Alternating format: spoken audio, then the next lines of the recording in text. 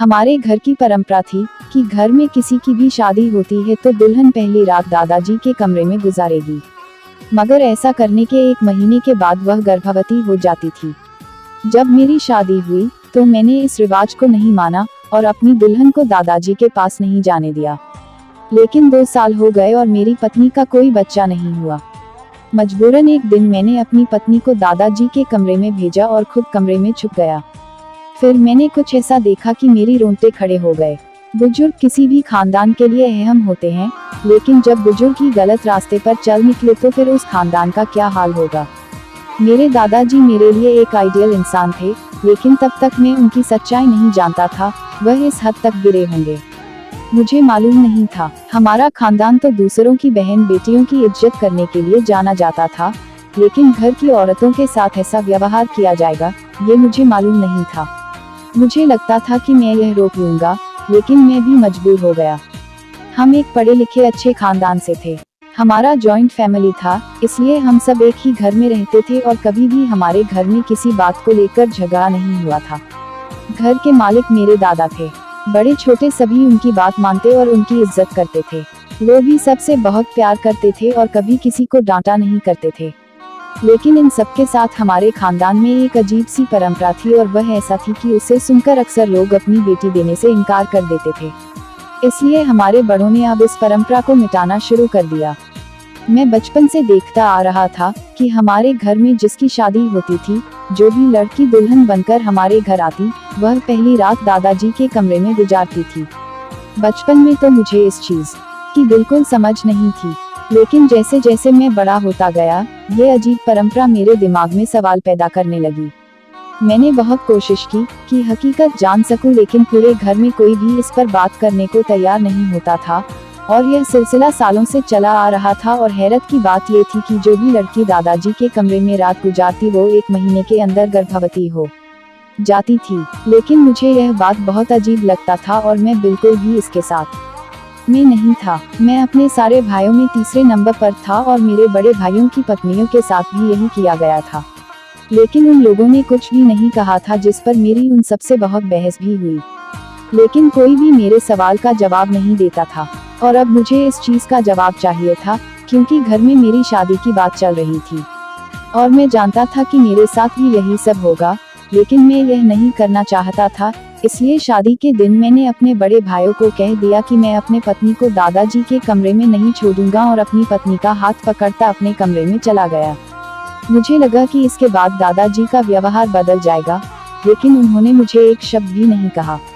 उनका व्यवहार नॉर्मल ही था। लेकिन हमारी शादी को 2 साल हो गए और अभी तक बच्चे की कोई उम्मीद नहीं थी। डॉक्टर्स के पास गए तो सभी टेस्ट सही थे, फिर भी कुछ नहीं हुआ।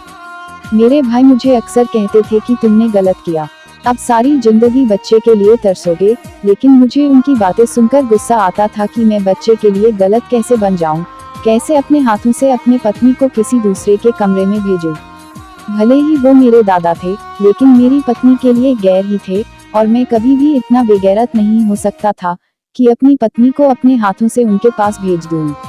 मेरी पत्नी को भी यह परंपरा बिल्कुल पसंद नहीं था और उसको बहुत अजीब लगता था। लेकिन जैसे जैसे समय गुजरता जा रहा था, लोगों की बातें हमें डिप्रेशन में डालती जा रही थी, क्योंकि हमारे खानदान में सबके बच्चे थे। सिर्फ हम ही थे जो इतने सालों से बच्चे नहीं किए थे और अभी दूर दूर तक कोई उम्मीद भी नहीं थी। मेरी पत्नी अब खोई गुमसुम रहने लगी थी। शायद वो डिप्रेशन में आ गई थी। वो चिड़चिड़ी सी हो गई थी और एक दिन उसने खुद कहा कि मुझे दादाजी के कमरे में भेज दे। मैं तो उसकी बात सुनकर गुस्से में आ गया कि मैं ऐसा नहीं कर सकता, लेकिन उसने कहा कि हम हमेशा बिना बच्चे के नहीं रह सकते, इसलिए आपको यह तो करना ही पड़ेगा। मैं उसकी बात से बिल्कुल भी हाँ नहीं हुआ और मैंने उसे डांट कर चुप करवा दिया कि अगर बच्चे होना होगा तो भगवान हमें दे देगा। लेकिन वक्त गुजरने के साथ साथ उसकी जिद बढ़ती जा रही थी और कोई उम्मीद नजर न आने की वजह से मैं भी अंदर ही अंदर कायल होता जा रहा था कि जहां बाकी सब ने अपनी बीवियों को टाइम दे दिया और शादी की पहली रात ही दादाजी के कमरे में भेज दिया। यहाँ तक कि मेरी माँ और बड़ी मम्मी, मेरी छोटी मम्मी तक एक एक रात दादाजी के पास गुजार चुकी है। तो मेरी बीवी ने भी अगर गुजार ली तो उससे क्या हो जाएगा। आखिरकार बहुत मजबूर होकर एक दिन मैंने दादाजी से कहा, मैं आज रात अपनी पत्नी को आपके कमरे में छोड़कर जाऊंगा। उन्होंने कहा कि ठीक है और उसके बाद वो कुछ भी ना बोले। रात हुई तो मैंने सोच लिया कि मैं पहले ही जाकर कमरे में छुप जाऊंगा और देखूंगा। लेकिन उसी रात मेरे दोस्त का एक्सीडेंट हो गया और मुझे इमरजेंसी में हॉस्पिटल जाना पड़ा। क्योंकि मैं बात कर चुका था इसलिए उस रात को मेरी पत्नी दादाजी के कमरे में गई थी। दूसरे दिन जब मैं वापस आया तो मेरी पत्नी दादाजी के कमरे में गई थी। दूसरे दिन जब मैं वापस आया तो मेरी पत्नी अपने कमरे में थी। मैंने उसे फौरन पूछा कि रात को क्या हुआ। उसने कहा कि मुझे तो कुछ भी मालूम नहीं है कि क्या हुआ है, क्योंकि जब मैं दादाजी के कमरे में गई तो उन्होंने मेरे सर पर हाथ रखा और उसके बाद कुछ अजीब सी खुशबू आए और मुझे कोई होश नहीं रहा। सुबह जब होश आया तो मैं उनके बिस्तर पर सो रही थी और दादाजी सोफे पर बैठकर अखबार पढ़ रहे थे। उसके बाद मैं उठकर बाहर आ गई। उसकी बात सुनकर मुझे अजीब सा महसूस हुआ था कि दादाजी को मेरी पत्नी को बेहोश करने की क्या जरूरत थी, जबकि मैंने खुद अपनी खुशी से पत्नी को भेजा था। अब तो ये बात मुझे और गलत लगने लगी, लेकिन कोई भी कुछ बताने को तैयार नहीं था। मैंने दादाजी से भी सवाल किया, लेकिन उन्होंने कहा कि अभी वक्त नहीं है। इसका वक्त आया तो मैं इसका जवाब तुम्हें दे दूंगा। लेकिन अपनी पत्नी को खुश देखकर मैं भी चुप हो गया। फिर सच में 1 माह बाद मेरी पत्नी गर्भवती हो गई। अब तो मुझे अजीब सा महसूस होने लगा कि यह बच्चा मेरा है भी या नहीं, लेकिन मेरी पत्नी इस बच्चे को पाकर बहुत खुश थी और उसको खुश देखकर मैं भी खुश होने लगा था, लेकिन दिल के अंदर शक खत्म नहीं हो रहा था। लेकिन अपनी पत्नी के सामने ये जाहिर नहीं होने दिया था, क्योंकि इससे उसकी खुशी खराब हो सकती थी। मैंने सोच लिया कि मैं बच्चे के पैदा होने के बाद उसका डीएनए टेस्ट करवाऊंगा। फिर उसकी रिपोर्ट के साथ दादाजी से सवाल करूंगा। वो वक्त मेरे लिए बहुत ही मुश्किल था, क्योंकि जब भी मैं अपनी बच्चे की खुशी महसूस करके खुश होने लगता तो वो एक रात मेरे दिमाग में आ जाता और मैं ना ठीक तरह से खुश हो पा रहा था और ना परेशान। किसी तरह वो वक्त खत्म हुआ और मुझे भगवान ने चांद जैसा बेटा दिया। ये खुशी इतने सालों के बाद मिली थी, इसलिए सभी बहुत ज्यादा खुश थे और सबसे ज्यादा शायद मेरे दादाजी खुश थे, क्योंकि अपने पूरे बच्चों में उन्हें सबसे ज्यादा मुझसे प्यार था और मेरी बच्चे की खुशी शायद उन्हें सबसे ज्यादा थी। मेरी आंखों में शक की पट्टी बंधी हुई थी और मैं उनकी खुशी को भी शक की निगाह से देख रहा था। जब हमारा सारा खानदान खुशियां मनाकर चले गए तो एक दिन मैंने चुपके से बच्चे को उठाया और निकल गया। मेरी पत्नी ने पूछा कि कहाँ जा रहे हैं, तो मैंने कहा बाहर से घुमा कर आता हूँ, और बच्चे को हॉस्पिटल ले गया और जाकर अपना और बच्चे का डीएनए टेस्ट करवाया। मेरे दिमाग में कहीं ना कहीं ये बात जरूर थी कि यह बच्चा मेरा नहीं है, और बस यही चीज मुझे दिल से खुशी नहीं दे रही थी और मुझे टेस्ट करवाना पड़ा, जिसका रिपोर्ट 3 दिन बाद आना था। वो 3 दिन मैंने कैसे गुजारे वो मुझे ही मालूम है। जिस दिन रिपोर्ट मिलने वाली थी उस दिन सुबह से ही मेरे दिल का बुरा हाल हो रहा था। बार बार एक सवाल मेरे दिमाग में आ रहा था कि अगर ये बच्चा मेरा नाम हुआ तो मैं किस मुंह से इसको अपना बच्चा कबूल करूंगा और दादाजी से क्या सवाल करूंगा, जबकि मैं खुद अपनी पत्नी को उनके कमरे में छोड़ आया था। मैं रिपोर्ट लेने गया तो रिपोर्ट पकड़ते हुए मेरा बीपी हाई कर गया। शायद बहुत ज्यादा टेंशन लेने की वजह से मैं हॉस्पिटल में था, इसलिए फौरन मुझे इमरजेंसी में ले जाया गया। डॉक्टर्स मेरे घर बताना चाहते थे, लेकिन मैंने मना कर दिया कि अगर वो सब यहाँ आए तो टेस्ट का राज भी खुल जाएगा। मैं रिपोर्ट लेकर घर आ गया। मुझ में हिम्मत नहीं थी कि मैं वो खोलकर देखूं कि उसमें क्या है। टेस्ट तो मैंने करवा लिया था, लेकिन अब खोलकर देखने की हिम्मत नहीं हो रही थी और खुद पर गुस्सा भी आ रहा था कि मैंने बाकी सब की तरह जो है जैसा है उसकी बुनियाद पर फैसला क्यों नहीं कर लिया। मैंने क्यों इस सारे चक्कर में पड़ा। लेकिन कहते हैं ना कि किसी किसी का दिमाग बहुत दूर तक जाता है, और शायद मेरे साथ भी यही हुआ था। मैं वो रिपोर्ट लेकर घर तो आ गया था, लेकिन 3-4 घंटे गुजरने के बाद भी मैं अपने अंदर हिम्मत पैदा ना कर सका कि मैं इस रिपोर्ट को खोलकर देखूं, और आखिरकार मैंने उसे उठाकर अपने ऑफिस के टेबल पर रख दिया कि सुबह ऑफिस जाकर देखूंगा। लेकिन शायद भगवान को मंजूर नहीं था कि मैं इस राज पर से पर्दा उठा सकूं। इसलिए 1-2 दिन काम में इतना बिजी था कि मेरा ध्यान रिपोर्ट की तरफ से हट गया, और जब मैंने दोबारा से रिपोर्ट को ढूंढा तो मुझे नहीं मिली। शायद कागजात में कहीं आगे पीछे हो गई थी। मैंने पूरा ऑफिस छान मारा, लेकिन वह रिपोर्ट मुझे नहीं मिला था।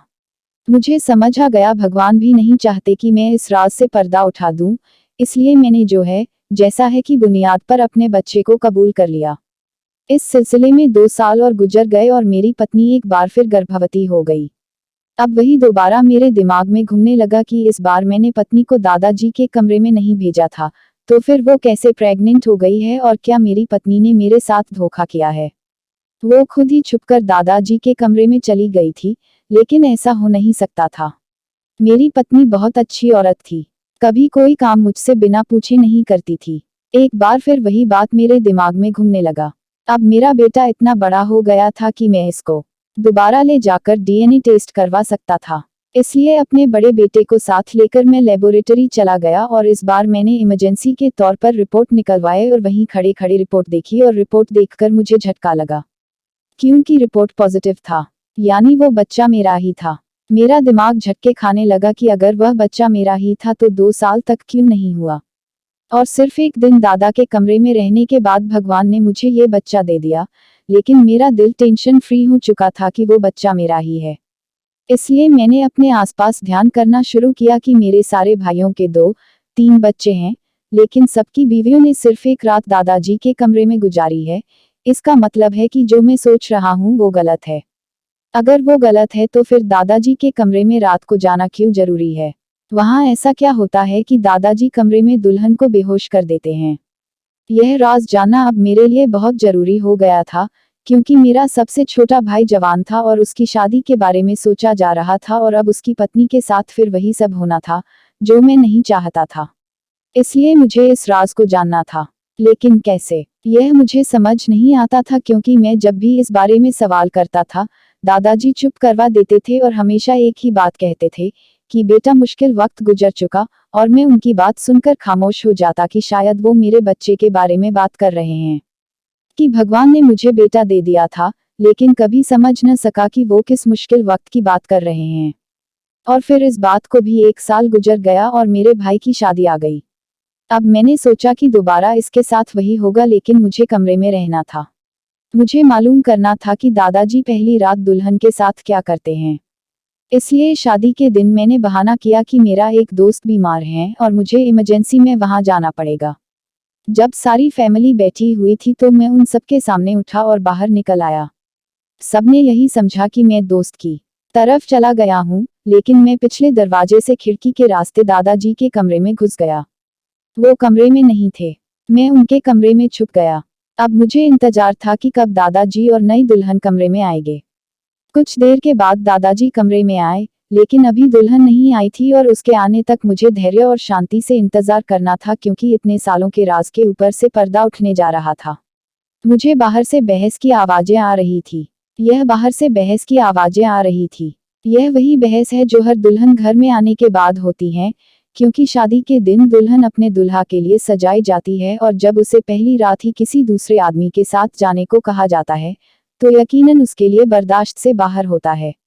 और ये ड्रामा मैं कई सालों से देखता आ रहा था, इसलिए खामोश हो गया और आखिरकार वही हुआ जो हम सबके साथ हुआ था। और थोड़ी देर के बाद ही दुल्हन कमरे में आ गई।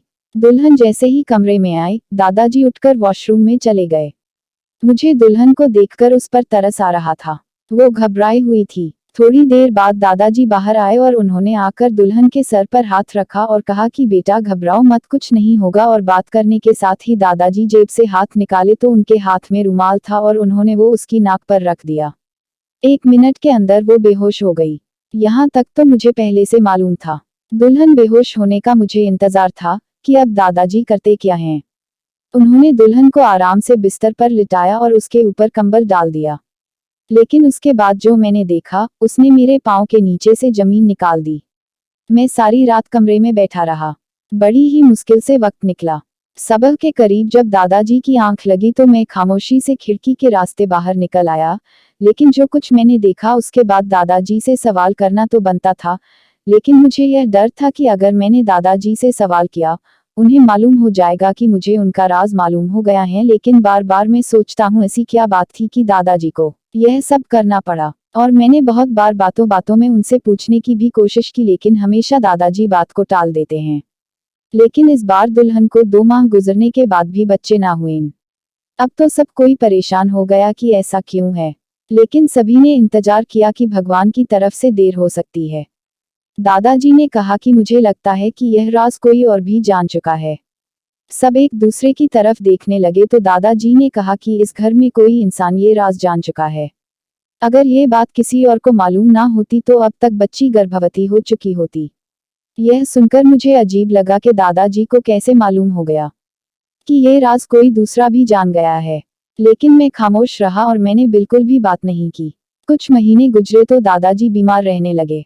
एक दिन उन्होंने हम सबको बुलाया और कहा कि मुझे सच सच बता दो कि तुम लोगों में से कौन इस राज को जान चुका है कि पहली रात दुल्हन मेरे कमरे में क्यों आती है, क्योंकि मुझे लगता है कि मैं ज्यादा दिन नहीं जी सकूंगा, और जो आदमी राज को जान चुका है मैं उससे कोई बात करना चाहता हूँ, तो मुझे लगा कि सवाल करने का यही वक्त है। मैंने कहा दादाजी मैं जानता हूँ। दादाजी ने कहा कि बाकी सब जाए, तुम मेरे पास बैठो। मैंने सबके जाने के बाद दरवाजा बंद किया तो दादाजी ने पूछा कि सबसे पहले तो ये बताओ कि तुम यह राज कैसे जानते हो। मैंने उनको सच्चाई बता दी कि मैंने की छुपकर सब कुछ देखा है। उन्होंने कहा तुम इस राज को जान चुके हो तो अभी ये राज तुम्हारे पास एक अमानत है। तुम्हारे पापा, बड़े पापा, चाचा, भाइयों में से कोई भी इस राज को नहीं जानता है। तुम मेरे मरने के बाद यह राज सब घर वालों को इकट्ठा करके बता देना, क्योंकि मैं जानता हूं कि सबके दिलों में मेरे खिलाफ कुछ न कुछ गलत मौजूद है। लेकिन मेरे मरने के बाद में तो दादाजी ने पूछा कि सबसे पहले तो ये बताओ कि तुम यह राज कैसे जानते हो कि पहली रात दुल्हन मेरे कमरे में क्यों आती है, क्योंकि मुझे लगता है कि मैं ज्यादा दिन नहीं जी सकूंगा, और जो आदमी राज को जान चुका है मैं उससे कोई बात करना चाहता हूँ, तो मुझे लगा कि सवाल करने का यही वक्त है। मैंने कहा दादाजी मैं जानता हूँ। दादाजी ने कहा कि बाकी सब जाए, तुम मेरे पास बैठो। मैंने सबके जाने के बाद दरवाजा बंद किया। दादाजी बोले चाहता हूँ कि सबके दिल साफ हो जाए। मेरी तरफ से मैं कोई भी पाप अपने सर पर लेकर नहीं जाना चाहता। मैंने दादाजी से सीधा सीधा सवाल कर लिया कि ये सब क्या है। आप मुझे पूरी बात समझाएं ताकि मैं सबके सवालों के जवाब दे सकूं। उन्होंने कहा कि सबको यही लगता है कि घर में जो भी दुल्हन आती है उसके साथ पहली रात को कुछ गलत करता हूँ, मगर ऐसा नहीं है। हकीकत यह है कि बहुत पहले मेरे परदादा के वक्त में जादू टोना और ये सारी चीजें बहुत ज्यादा हुआ करती थी। हमारे खानदान में कोई औरत ब्याह कर आई तो उसे जादूगर ने जादू के जरिए से उसकी औलाद बांध दी थी कि कभी भी इस खानदान में औलाद नहीं हो सकता। एक बुजुर्ग ने इस जादू का तोड़ दिया था और उन्होंने कहा था कि 7 नस्लों तक आपको यह काम करना पड़ेगा, और वह यह काम है कि घर में ब्याह कर जो भी दुल्हन आएगी उस घर का जो भी बड़ा होगा वो उसको एक रात अपने पास रखेगा और वो कुछ मंत्र पढ़ेगा जो कि उस बुजुर्ग ने बताया था, और ये मंत्र किसी दूसरे आदमी को मालूम नहीं होना चाहिए। इसलिए जो भी दुल्हन होती थी उसे बेहोश कर दिया जाता है और मंत्र पढ़कर उसके शरीर के एक हिस्सों में काला धागा बांधा जाता है। यह काम 7 नस्लों तक चलता रहा। मुझसे पहले मेरे दादाजी और इससे पहले उनके दादाजी ये सब किया करते थे, लेकिन अब तुम लोग 7वीं नस्ल हो। तुम लोगों के बाद ये काम नहीं करना पड़ेगा। तुमने अपनी पत्नी पर यह काम नहीं करवाया था, इसलिए जादू का असर वहां पर था और तुम्हारा बच्चा नहीं हो रहा था। मैंने तुम्हारी पत्नी के साथ भी यही किया था और इसीलिए तुम लोगों का बच्चा है। यह राज कोई भी नहीं जानता है। मैंने आज तक अपनी किसी दुल्हन को हाथ तक नहीं लगाया। वो मेरे घर की इज्जत है। मेरे मरने के बाद मेरा ये सच सबको बता देना कि सबके दिल से शक खत्म हो जाए। मैं दादाजी की बात सुनकर खामोश रह गया और मैंने दादाजी से वादा किया कि उनका राज उनके मरने तक राज ही रहेगा, और दादाजी के मरने के बाद अगले के ही दिन मैंने सबको एक साथ करके वो राज बता दिया, और जिसके दिल में जो शक थे उन सब का शक खत्म हो गए। दादाजी के कमरे से सारी जड़ी बूटी निकालकर बहते हुए पानी में बहा दिए। इस तरह 7 नस्ल पहले होने वाले एक जादू से हम सबकी जान छूट गई। धन्यवाद दोस्तों। आपको ये कहानी कैसी लगी कमेंट बॉक्स में जरूर बताएं। चैनल पे नए हो तो सब्सक्राइब जरूर कीजिएगा और वीडियो को लाइक और शेयर कीजिएगा। Thanks for watching.